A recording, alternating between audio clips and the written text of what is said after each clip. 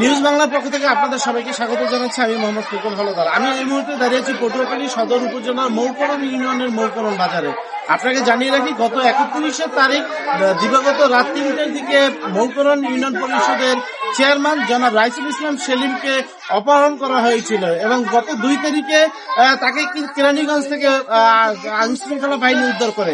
আপনাকে জানিয়ে রাখি যে জনাব রাইসুল ইসলাম সেলিম এই মৌকরণ ইউনিয়ন পরিষদের কিন্তু একজন জননন্দিত চেয়ারম্যান।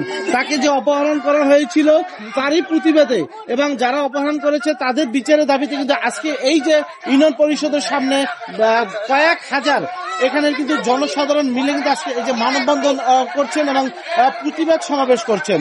আপনাকে জানিয়ে রাখি যে পটুয়াখালী ইউনিয়ন পরিষদের এই যে মৌকরণ ইউনিয়ন পরিষদের তিনি কিন্তু একজন জননন্দিত চেয়ারম্যান।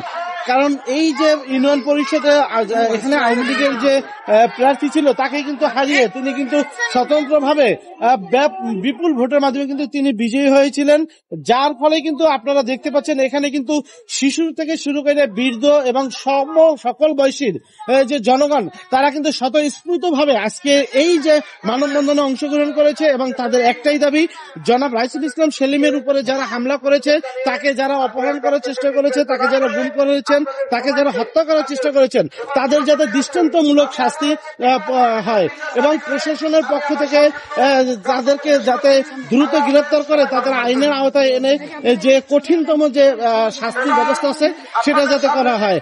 আপনাদেরকে দেখানোর চেষ্টা করছি যে এই ইউনিয়ন পরিষদের সামনে কয়েক হাজার জনগণ কিন্তু এখানে কিন্তু এই যে আজকে উপস্থিত হয়েছেন এবং তারা কিন্তু এই যে জনাব রাইসুল ইসলাম সেলিমের উপরে যারা হামলা করেছিলেন তাদের গ্রেপ্তারের প্রতিবাদে কিন্তু তারা কিন্তু আজকে এই যে মানববন্ধনে এখানে উপস্থিত হয়েছেন।